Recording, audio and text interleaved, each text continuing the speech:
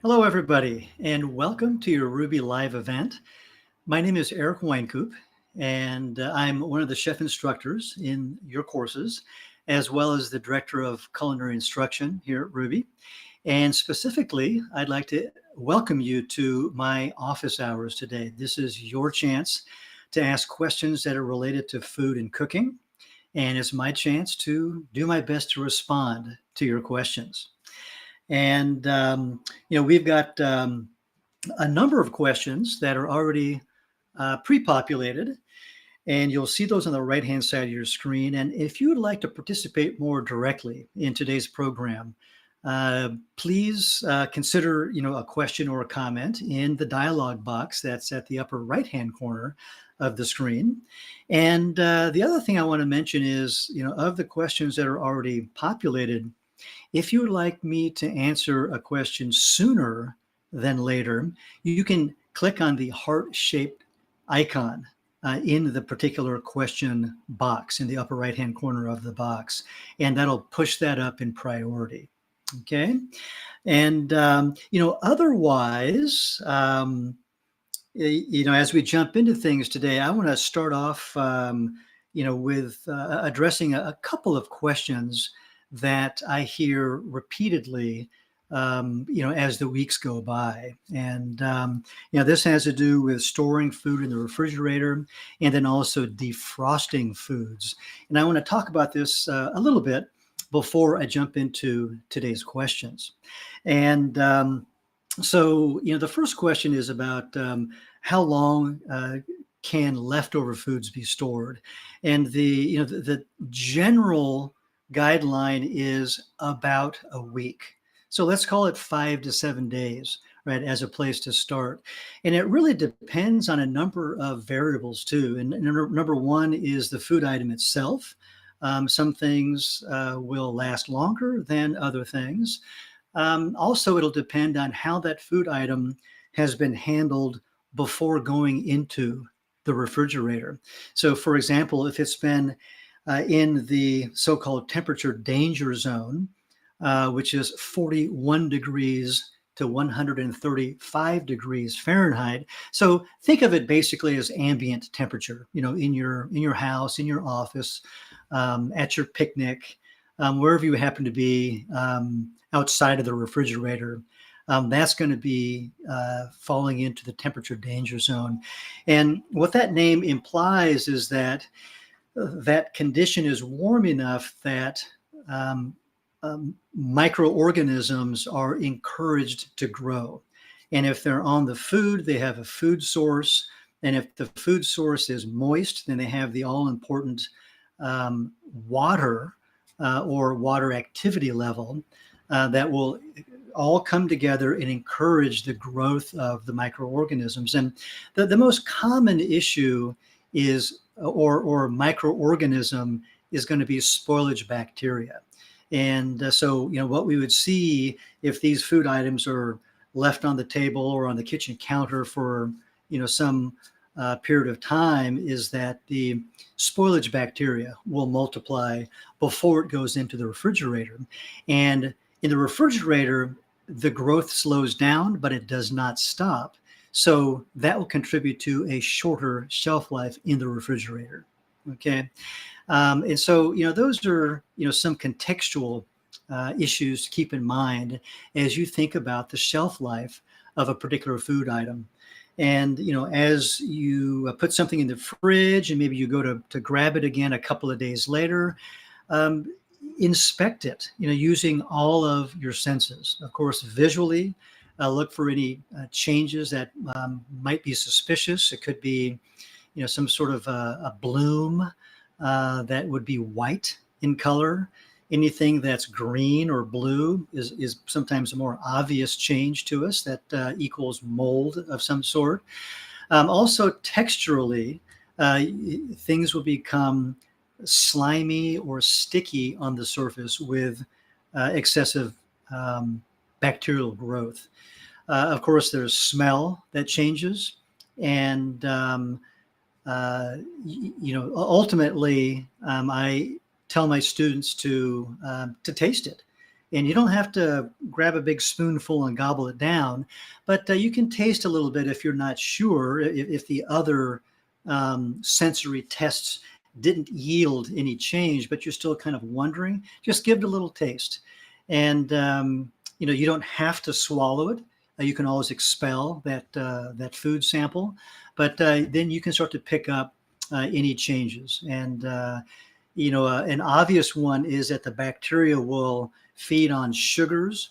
And so foods will start to develop bitterness and these off flavors that are farther away from the sweet end of the spectrum. Okay.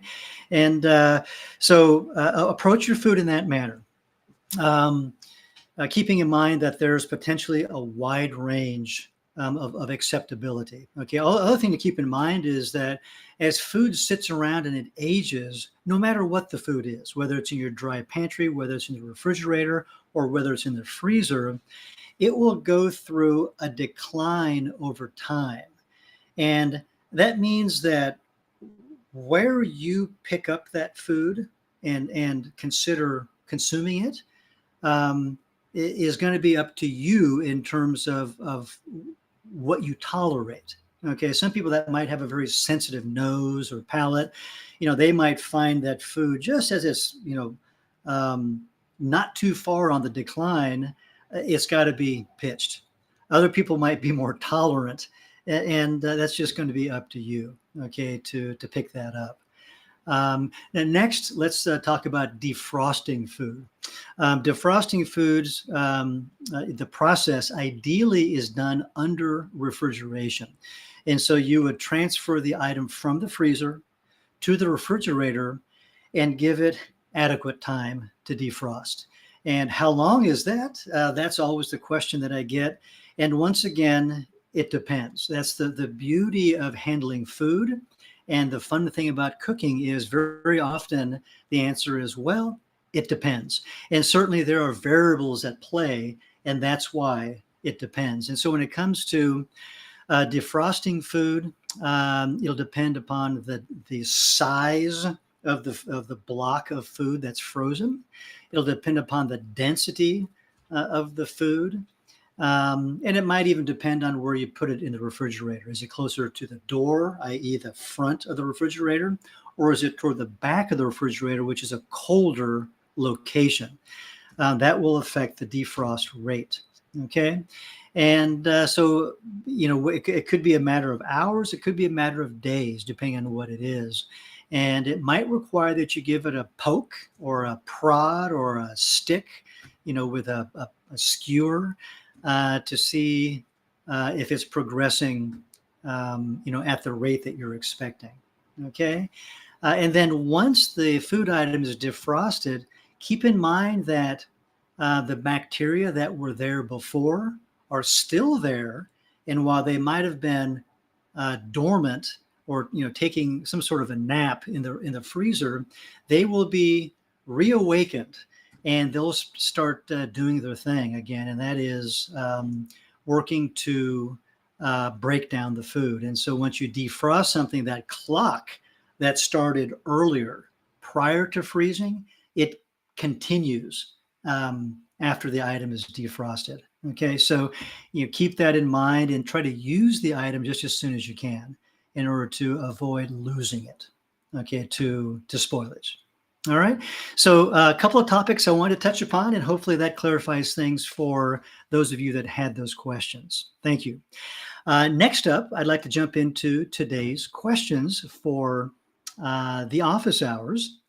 And the first one is from Sheila, who says, I love Mexican food. And I'm with you, Sheila. I'm a big fan of comida mexicana. And the question is, how can I make a delicious burrito and enchilada without cheese? That's hard to give up, but I know it's worth it. So I'm going to address this in a couple of different directions. And, the first one is the mental aspect of life. And in this case, eating. And, my approach to life in general is that it's 90% mental and the other 10% is just doing it. And we get hung up on things that ought to be, or things that we're missing, or things that are different. And this is one reason why change is so difficult to overcome for most of us a lot of the time. Okay. And if we can start to shift our perspective and understand that it's a 90% mental game, it makes things a little bit easier. That's certainly what I have experienced. And that's what I've heard from others that have given this a try.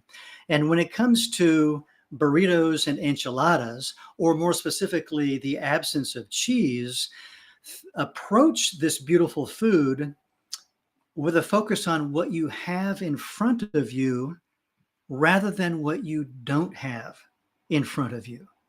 Okay, think about what flavors you're enjoying in the meal rather than what you're missing in the meal. It's a hurdle. It takes practice. There's also allowing your palate to adjust as your mental approach adjusts as well. Okay. And, when I have a burrito, and I don't have cheese on it, I'll try to enhance the flavor. So this is that other angle on your question here. Try to enhance the flavor through herbs, spices, condiments, and other aromatics to make that food item more interesting to your olfactory senses as well as your palate on the taste level. And one thing that works for me is to add additional salsas, or to increase the quantity of the salsa that I'm using. And for me, that works. That'll add flavor. It adds moisture. It can add textural interest. And, I don't think about cheese at all, quite frankly. And I hope you'll give this a try. Give yourself some time to adjust to this newness, understanding that it will be different, right? Once we take away something, it's reasonable to expect this new state or condition to be different than the old. So we have to give ourselves some opportunity to adjust to all that, but understanding that our focus makes a big difference, as well as the condiments or spices and herbs that we might add. Thank you. Okay, next question is from Madhurima, who says, can I please get the recipe for the chickpeas, almond butter, chocolate truffles, which I saw on Ruby Plants on Instagram? And let's see here. We've got a response from Chef Shar, and I want to thank Chef Shar for rustling up a recipe for this, an equivalent recipe. The item that was listed on Instagram was posted by a student, so we don't have that recipe. And so we will get it right now from Chef Shar. Thank you very much. There's a link, Madhurima, for the veganlunchbox.co.uk, and then you can follow the link further to their version of these snacky items. It sounds wonderful. Thank you. Let's see. Next up, we have a question from Chef Shar, who says, hello. And hello. What are a few vegan and plant-based side dishes that you would take to a Thanksgiving potluck that would wow the crowd? And a few ideas come to mind, and I think Patrick is going to post a few, but I'm also going to talk through, at least a couple of things that come to mind here. And, the first thing is, I try to choose foods or dishes that are generally well-liked, and familiar, but give it a little twist. And the twists can come through flavorful and eye-catching garnishes, as well as sauces that you might add that add another facet or dimension of enjoyment to that classic preparation. Okay. And I think, these can add some wow to the table. And So let's start off with the ones that are posted now under the question. And these are all links to our Rouxbe recipes that you can take a look at. The first one is the creamy kale zucchini pasta. And, this one, um, calls for some zucchini noodles with a beautiful creamy sauce. This one is popular any time of the year, and this would very, very nicely work at Thanksgiving. Now, I understand zucchini is really more of a late summer sort of a vegetable, but if you can access this in late November, this is a nice one to present. The next item is a Brussels sprouts with miso sesame sauce recipe. Brussels sprouts are very nice, and we see this a lot on the Thanksgiving table. And I want to talk about Brussels sprouts for just a couple more minutes. And if you want to try Brussels sprouts in different guises, that's fun too. I like to roast them with a nice deep roast to develop a lot of color, which equates to flavor and visual interest at the table. And the way to do that is a nice high temperature of at least 400 degrees Fahrenheit. And you can go a little bit higher than that too, but do be careful of silicone baking mats or parchment paper that you might use, which has a maximum recommended temperature of 450 degrees Fahrenheit or so. At those higher temperatures, discoloration of the mat will occur. Okay, and even some burning of the edges or some caramelization of the edges of your parchment paper will occur. So please be careful. Um, I'll tell you what I do. I set the temp at something closer to 400 degrees, and then I don't even use a rack. I place my sheet pan on the floor of the oven, which is super duper hot, and it will brown the food pretty quickly. So you do need to keep an eye on it. And in the case of Brussels sprouts, cut them in half, put the flat, cut side down, so you get some nice surface area that browns. And you're going to create some nice visual interest and, again, deeper flavor in the finished dish. You can flavor the finished Brussels sprouts however you like, with your favorite condiment, with your favorite sauce, with your favorite herb blend or spice blend. But I'll give you another suggestion, and that is I'm taking some inspiration here from a preparation from David Chang of Momofuku fame, a restaurant in New York City, where he has prepared a Brussels sprouts dish, roasted first in the oven, and then combined with a kimchi sauce. It's pureed kimchi. And his particular preparation also calls for some lardons, some nice thick cuts of bacon. But in place of the bacon, the bacon version is great if you enjoy bacon. But if you want to omit that, then consider a firm or extra firm tofu that has a smoky flavor added to it. And you can smoke it however you want. It could be, in a smoker, or it could be with some liquid smoke. You can toss it in some smoked paprika. Those are a few ideas on how to add some smokiness to that meaty internal ingredient that you would add to the dish. And if you happen to serve this individually, as a starter, maybe a side dish in presentation, you can sauce the bowl or plate first with the kimchi puree, and then you've got your roasted Brussels sprouts with your smoked tofu, salt and pepper. You can add, for some color, some shredded carrots, and then you toss all that and then plate it on top of the kimchi puree. And that makes for a nice side dish. Okay. Moving on down this list here in front of us, there are a couple of soups that I'm drawing on. And the first one is a creamy squash soup with a corn salsa and a wild onion chimichurri. This is a little more in depth, a lot of ingredients, takes a little bit of time to prepare these side components that would be combined with the soup. But the result is very nice and generally enjoyable by everybody at the table. And then the last recipe here, which is another soup, roasted carrot and white bean soup, is a simpler soup, but certainly suitable for this autumn season.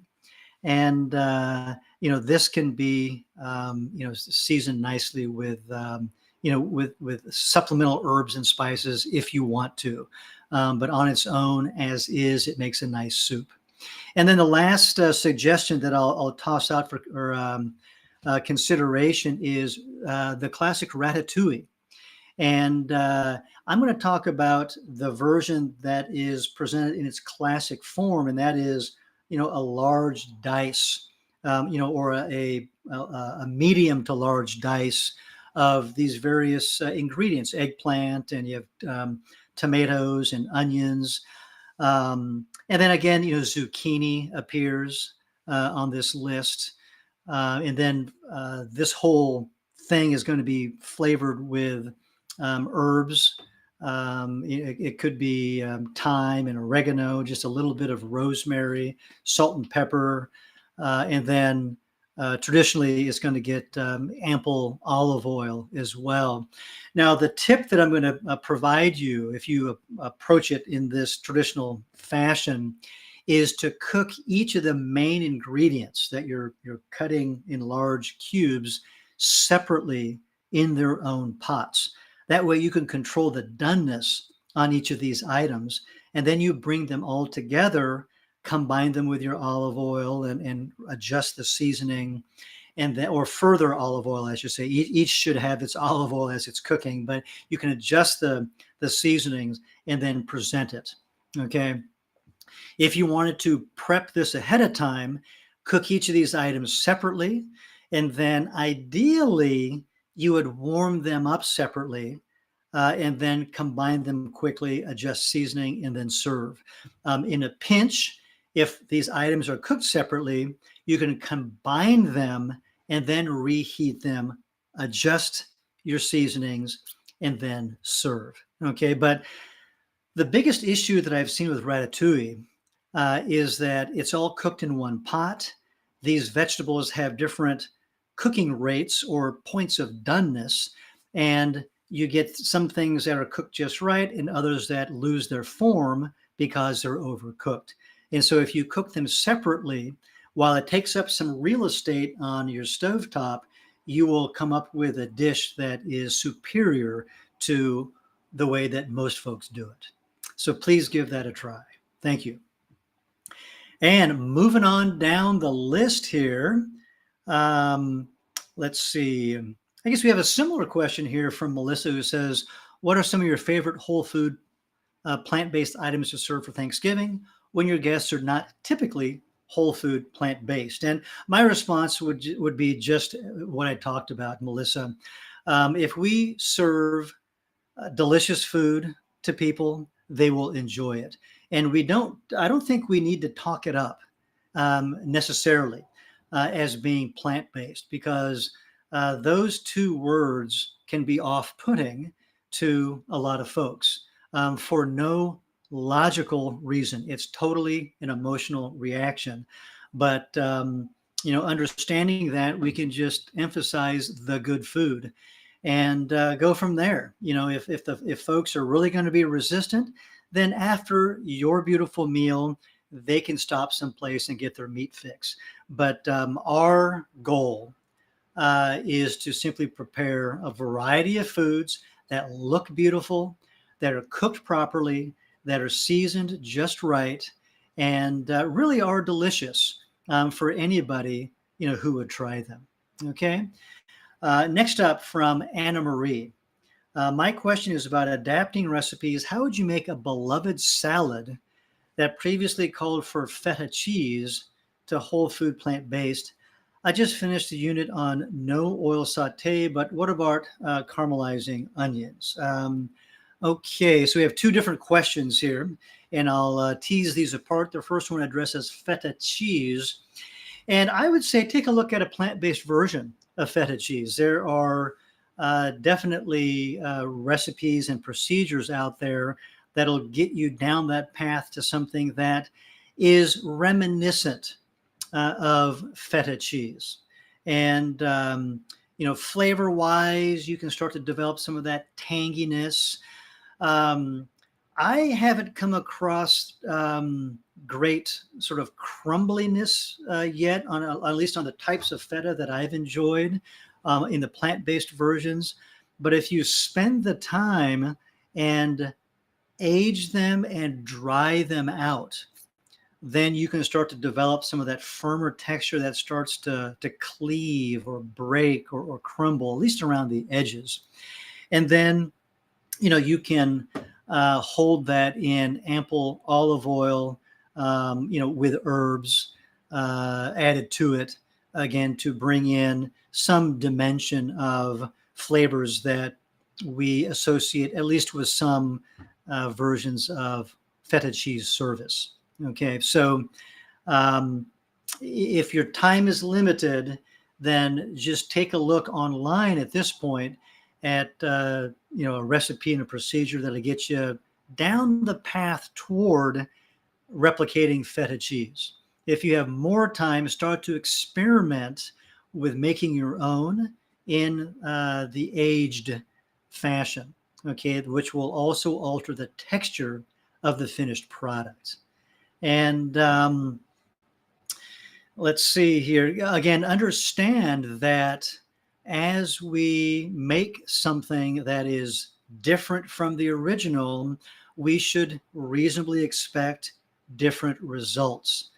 And here is a good example where I would say manage your expectations in terms of trying to exactly replicate feta cheese. Instead, look for something that's in the spirit of feta cheese. Okay.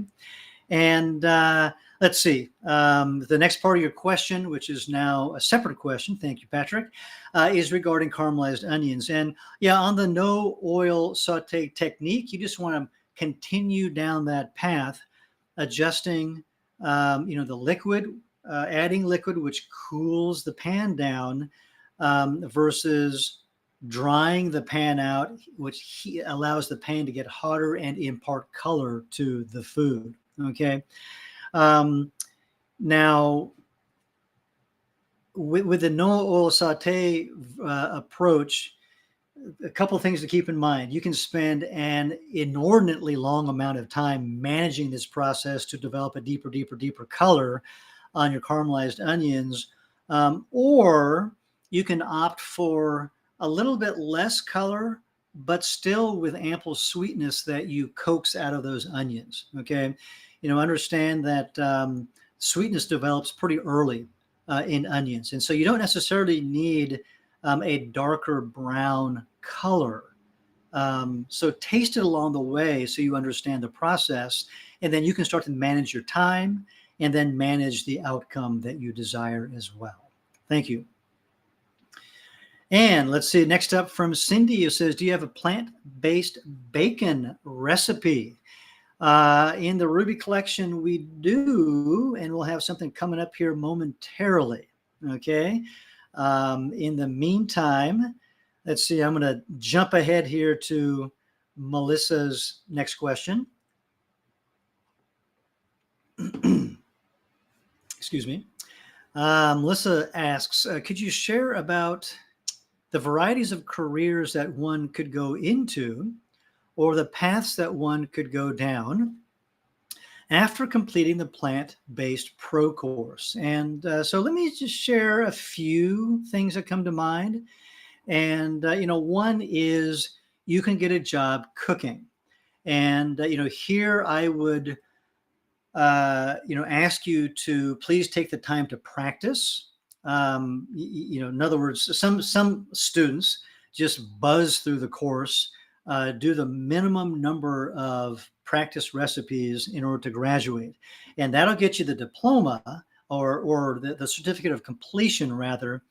But be honest with yourself in terms of your skill development, and go beyond the minimum preparation and continue to practice with what you've done, as well as the additional practice recipes that are provided in the lessons that we have in the course, in order to deepen your understanding and broaden your understanding of how that particular cooking method plays out, in the pan, and then go through again, all of the units, all of the lessons in that manner, and then you're going to be prepared just as if you had gone to an on-ground cooking school, at a much higher price, mind you, to get a job in a restaurant.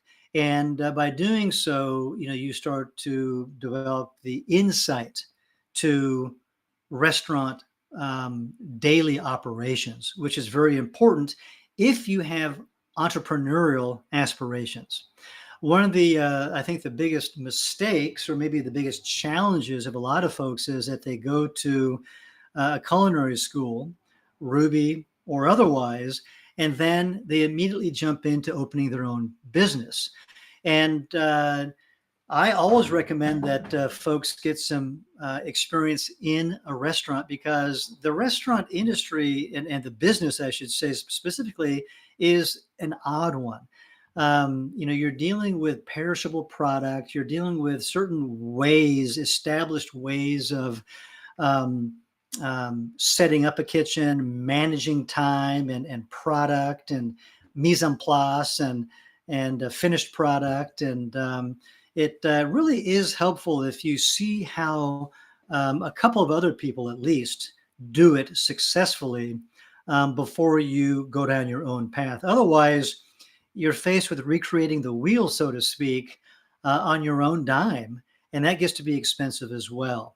Not to mention, we don't want to experience failed projects or events in the face of a paying customer. Okay. Now, your own business, whether it's a home-based business or whether you get a storefront someplace, can appear in many different ways. It can be something focused on a narrow range of product, like just desserts, or just appetizers, or just your favorite item, whatever that is. Or it could be a full menu of offerings across the different menu categories that you offer to your guests, to your customers. And so, think about how you might approach that. You can also prepare prepared foods. In other words, things that go into jars or boxes or bags that can sit on a retail shelf, or that might be sold at a farmer's market. And so, your experience with Rouxbe will set you up very nicely for those sorts of entrepreneurial opportunities as well. If you're interested in this path of, health coaching with a strong food and cooking component, then you're well suited to do that sort of thing, provided you have the necessary credentials for that particular segment, right, of the world. And so many of these programs lack a strong cooking component, in which case you would be very well poised, as a Rouxbe graduate. I'll also mention, that Rouxbe offers, through one of our partners, a food coaching program that you can inquire about. Just reach out to support@rouxbe.com for additional information. Okay. A lot of folks get into writing. If you have an interest in, writing for a blog, maybe it's, other media outlets, maybe it's an online magazine, maybe it's the website for some existing organization or something else. And then also there's YouTube. And if you want to get into plant-based cooking and education, and or some other angle on the plant-based world, you can create a platform via a YouTube channel. So those are a few things that come to mind. They all have their skill set, individual skill set that is necessary. And of course, the time and effort that's required to get all of that set up and to establish yourself in that space. Thank you. And so, yeah, jumping back up here to Cindy's question about plant-based bacon recipes, we have a few that are posted here that are based on coconut or portobello mushrooms or tempeh. So please take a look at those and give those a try. Thank you. And another question, the next question from Marcia, how to make soy milk that tastes less beany. Let's see, currently I cook in Instant Pot for 22 minutes. Beans, well, so yeah, beans taste like beans, and soy milk, soybeans have a pretty beany, they have a pretty strong characteristic. Let me just start by saying that. They're tough to cook. They're, also very beany in their aroma and flavor. And if you want it less beany, you can thin it out, with water, or you can add vanilla bean, or you can add something else like pureed date, which adds a little bit of sweetness as well, along with its flavor. And so those are a couple of pretty common ways to approach the masking of the beaniness of soy milk, as well as other plant-based milks, that can have a pretty strong unidimensional flavor that's characteristic of the base ingredient. And so again, vanilla and dates are a couple of favorites for me. I also use spices quite a bit. Green cardamom, cloves, peppercorns, and turmeric are a couple of my favorite combinations, singularly or all together. So you can test out some different versions that you like, maybe for different applications or for different moods, that you might be in. I like spices because they contain phytonutrients and they have healing properties, every single one of them. And if you can add spices to your food, anything that you cook, morning, noon, and night, over the long term, it'll benefit you. And it doesn't have to be some crazy wide array of spices. It can be just a handful, that you figure out are your favorites. But I would recommend black pepper and turmeric in everything that you do. Turmeric has these wonderful anti-inflammatory properties, among other benefits. And just to have a steady stream of spices going through our body day in and day out over the long term is a good thing. So I hope you'll consider that. Thank you. Next up from Tony. Thanksgiving is rapidly approaching. What would be a great turkey replacement recipe? I tried tofurkey, which I like, but I'm trying to avoid processed foods as much as possible. Okay. You know what? Let's see here. I'm going to combine your question, Tony, with the question down below that says, how can I take the seitan brisket recipe and make it taste like Thanksgiving? Okay. And so let me just take a moment here. And so just I'm going to start out here by saying, how can I take the seitan brisket recipe and make it taste like Thanksgiving? And, the first thing is, I guess for some folks who don't mind some of the processed foods, seitan can be a nice option. And in which case I would add poultry seasoning. Poultry seasoning, is reminiscent of the bird that we're replacing. And it's a nice, easy addition to kind of bring our minds back around to Thanksgiving. and some of the flavor profile that many of us have gotten used to. Now, let me also add that we've got a walnut meatloaf recipe on our website that is more of a whole food um, product, finished product that can act as a center of the table item at the time of Thanksgiving. And so this is going to be based on nuts. It's also based on breadcrumbs as well as spices and other seasonings. And this one too incorporates poultry seasoning, again, to bring us around to that familiar flavor at the center of the Thanksgiving table. So, I hope that you'll consider these two suggestions.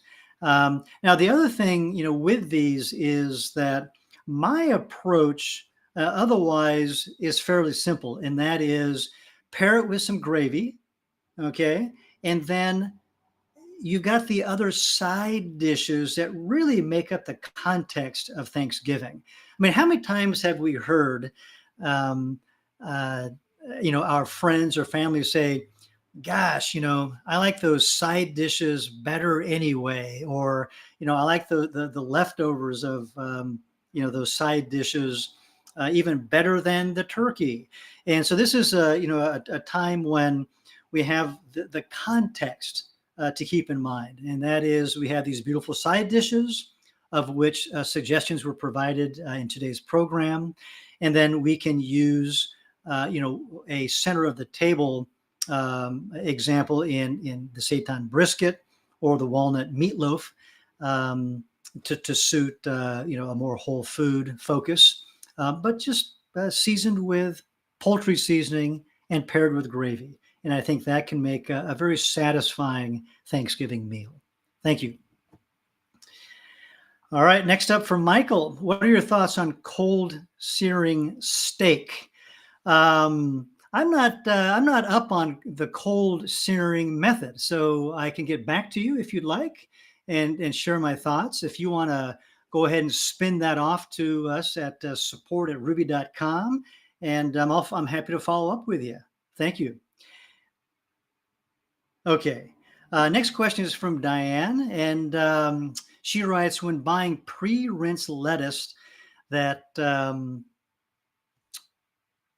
comes in a plastic container, what's the best way to store it to get the most use of it over a few days? I find if you put the container in the fridge, it creates water buildup inside. Yes. So the lettuces, they breathe, and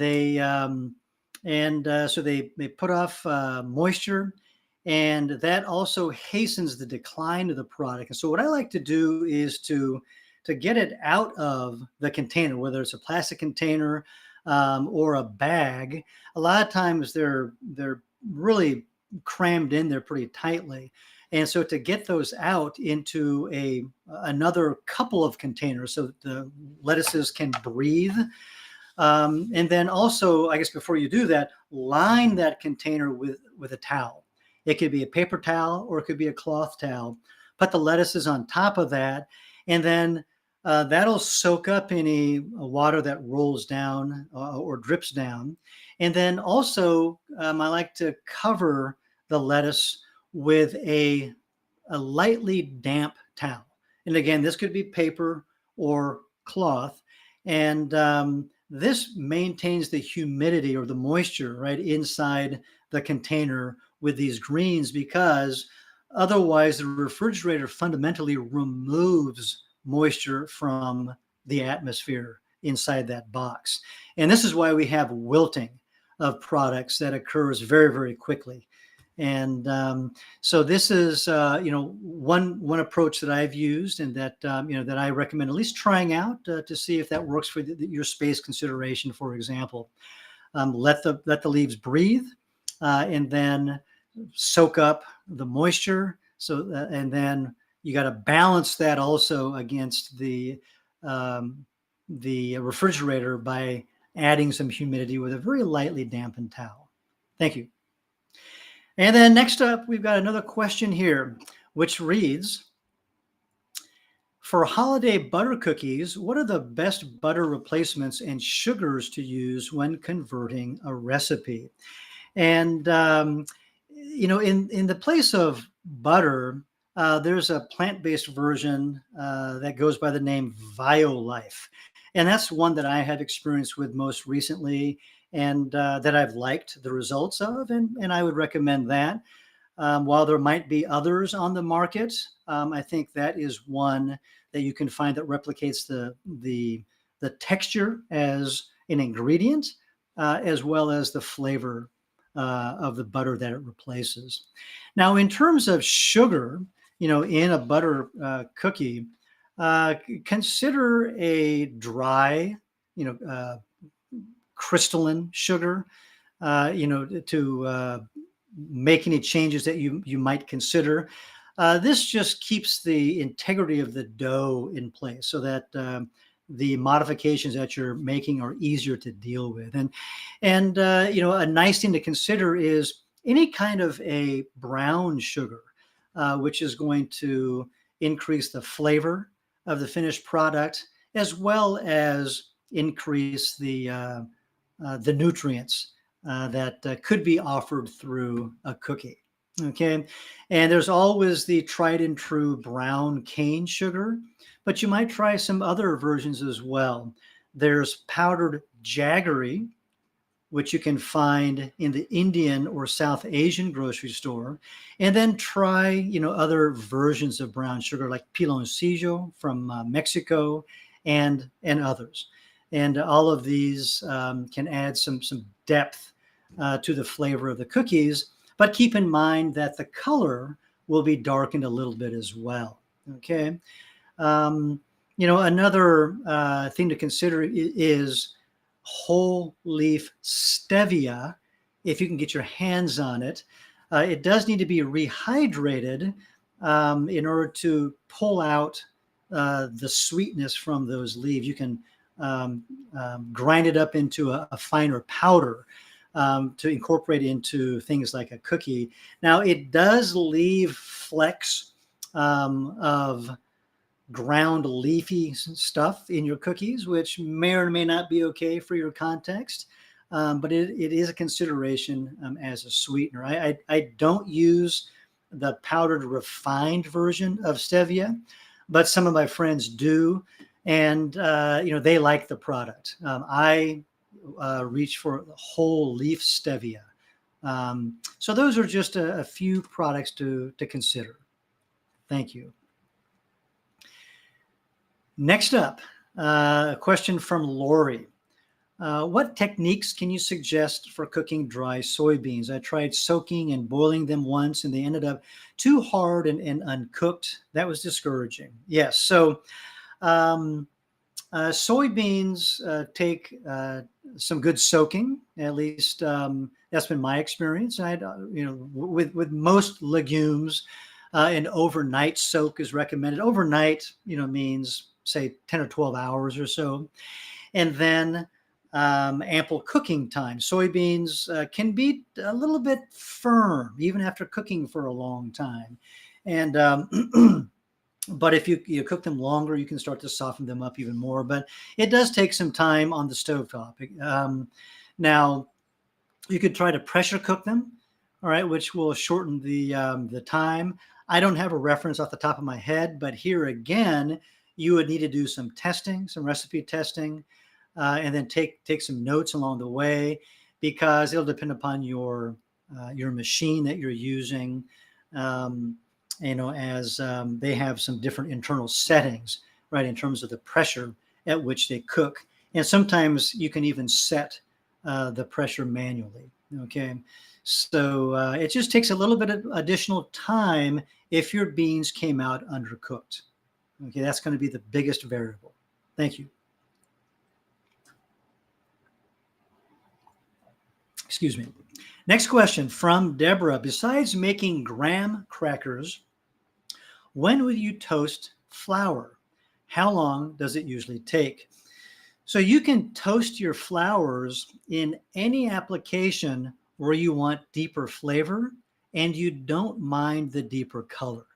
So it can be done with any cookies or quick breads or um, again, most anything else. And you'll put the flour on a sheet pan and put that in your oven. How long does it take? It'll depend on the quantity of flour. Okay, and it can also depend on the heat setting of your oven, of course. Um, Start out at 300 degrees or so, um, and you can even go a little bit less than that. And then you'll periodically want to move that around to even out the browning of the flour. Okay, but toasting of flour is also a nice way to mask the beaniness of chickpea flour, right, or besan that is used in a lot of cooking. It's a staple in the Indian kitchen, but can be used in a lot of ways as a gluten-free flour. But it can otherwise taste beany, so toasting can help mask some of that. But otherwise, again, you can use this technique for anything where you want deeper flavor and you don't mind the additional color. Thank you. Next up from Sue, is there a way to cut celery and have all the pieces separate without de-stringing? I'm using a chef's knife cutting with the celery rib up on a wooden cutting board. Maybe my knife is too dull.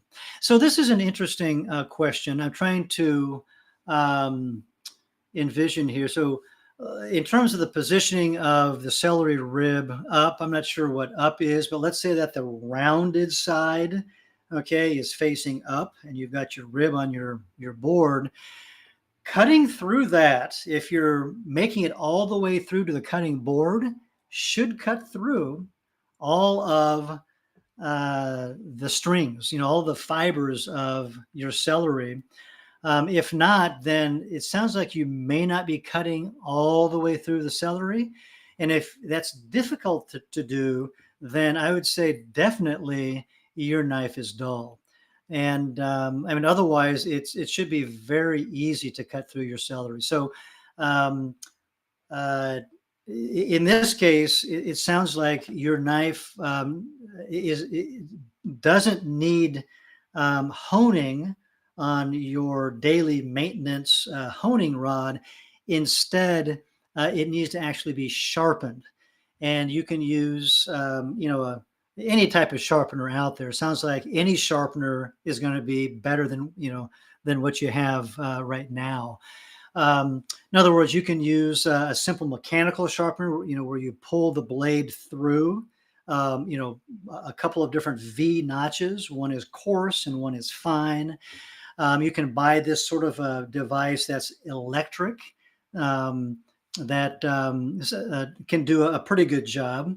You can also learn to use a whetstone, and really it's going to be two or three whetstones in order to go through the stages of sharpening. There is a learning curve when using a whetstone, however. Takes some time and takes a fair amount of practice to get to the point where you can hit all the angles and do things as they need to be. The other choice is to send your knife out to a sharpener. And if you choose that route, keep in mind that they charge by the inch. It's it might be a couple of dollars an inch, give or take a little bit. And I'll throw out also a word of caution. I would recommend that you talk to or try to get a word of mouth recommendation, because I have seen results of these professional sharpeners, that use these grinding wheels to very quickly sharpen your blade. They are not so skilled themselves. And I've seen knives that have been really ground down.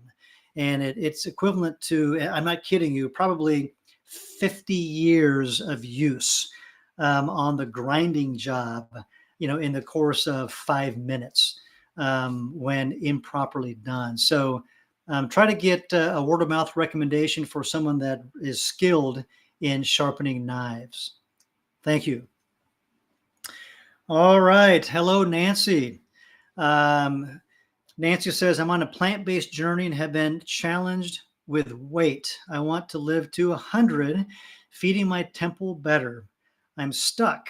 Must break this weight barrier. Suggestions welcomed. So, um, on one hand, there's a lot of, talk about this effortless process of losing weight once you shift to a plant-based diet, from the more calorie dense animal based diet, let's say.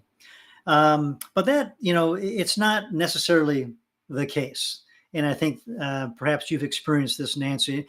I certainly have as well.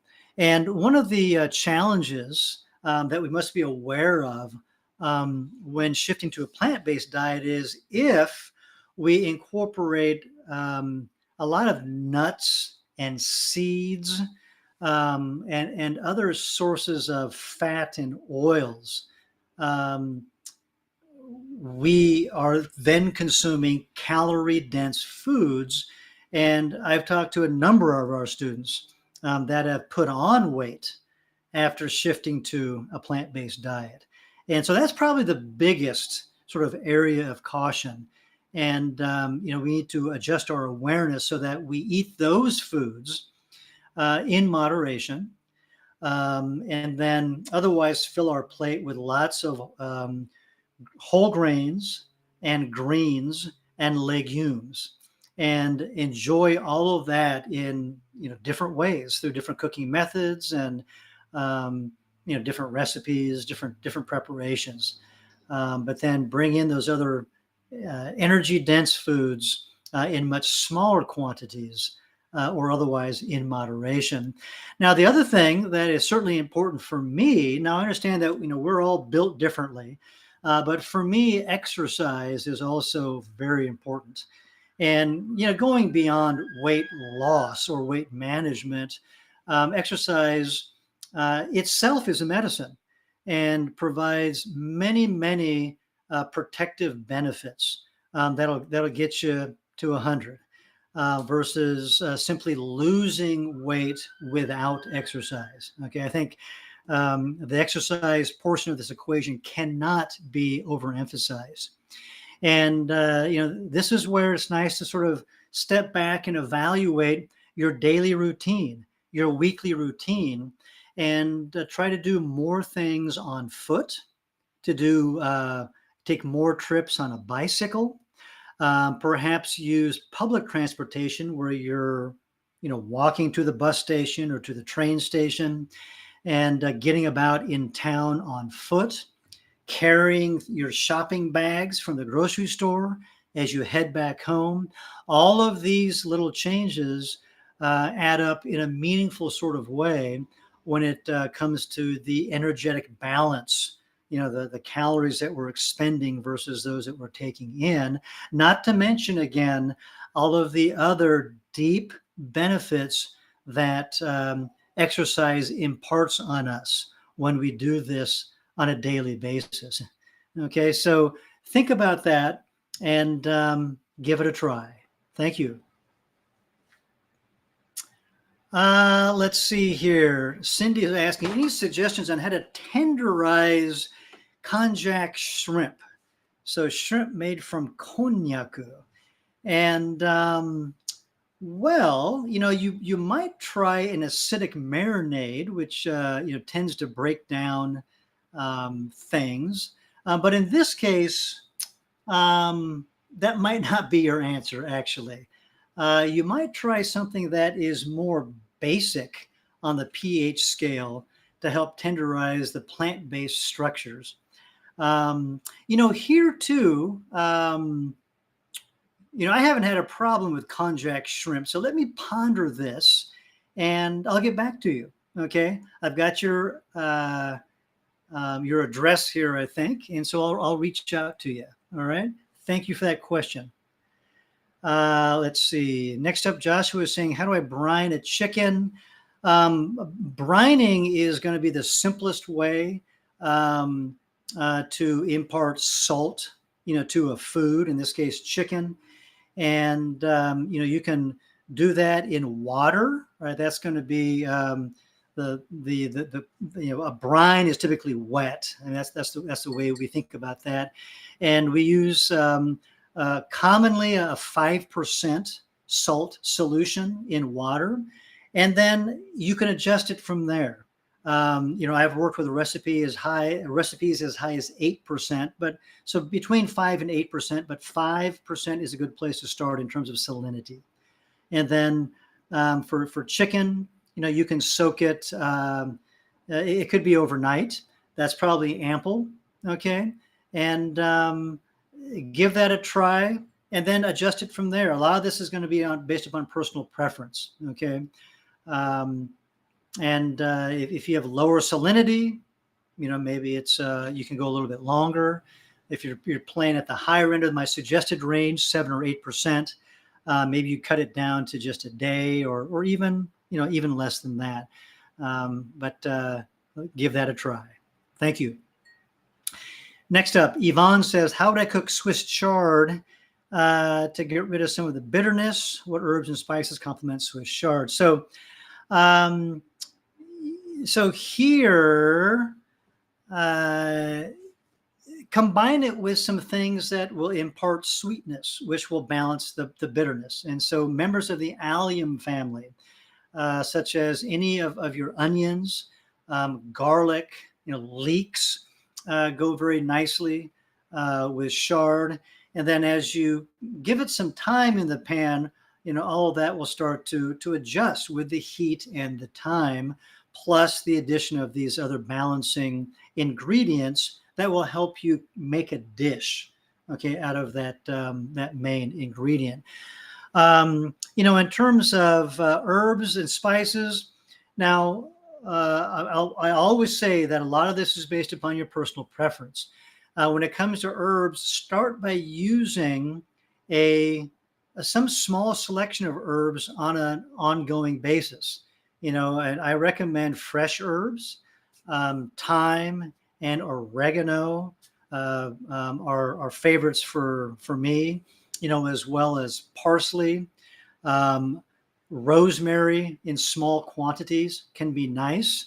If you want to add some sweetness, think about chervil, which also has a delicate flavor, has a delicate licorice flavor as well. Tarragon, also has this more pronounced sweetness and licorice flavor. Whether you like it together with Swiss chard or not is going to be up to you, but that's going to be, a few items to start with, to be familiar with. And let's see, spices. Try cumin and coriander. Those often play together in a dish. You'll see them used together. Those have some moderate earthy notes that add some nice dimension to a lot of different preparations, and I think it would here as well. And you can add some brown cardamom. Brown cardamom is dried over a fire and has some smokiness imparted to it, so it'll lend some flavor complexity. It's got this mentholy quality of the base cardamom, as well as the smoky notes that come along with its processing. And let's see, those are a few to start with. And then again, it's going to be up to you to become familiar, okay, with what it is that you like, as well as the audience that you routinely cook for. Thank you. Let's see. And the last question here is from Randy, who asks, can you roast frozen Brussels sprouts? If so, I assume it would take less time. So sure, you can roast anything, okay, whether it's frozen or from your garden or something else. The challenge with previously frozen items is that they're going to be a little bit soggier and softer in their texture, because that's the result of the freeze-thaw process. So in other words, Freezing causes water to expand, which ruptures cell membranes. And when you thaw that product, it loses its structure. And that's why things get sort of mushy and softer and release water. In order to roast frozen Brussels sprouts, you'd want to defrost it thoroughly and then pat it dry, and then get some good heat in your oven. And I'd go for 400 degrees plus, and then I would put the sheet pan with Brussels sprouts, if they're cut side down for maximum surface area contact, and then drop it directly on the floor of the oven. Don't even use the rack. That's going to give you the most intense heat and the best opportunity to impart some color on that surface. Okay, and keep an eye on it. That's a very hot place in the oven. And then also the Brussels sprouts won't need a lot of time because they're going to be, softened up already through that freeze thaw cycle. Okay, give that a try and see how you like it. Thank you very much to all of you for joining me today in today's live event. This is the end of today's program, and I look forward to seeing you again. Until then, happy cooking.